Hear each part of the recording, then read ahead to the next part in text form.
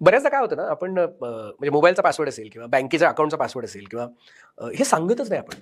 म्हणजे ते तसं काय दिव्य असतं, म्हणजे तुम्ही निदान तुमच्या घरातल्या 1-2 जणांना तरी ते माहिती पाहिजे. ते कुठेतरी व्यवस्थित मेन्शन केलेलं असलं पाहिजे.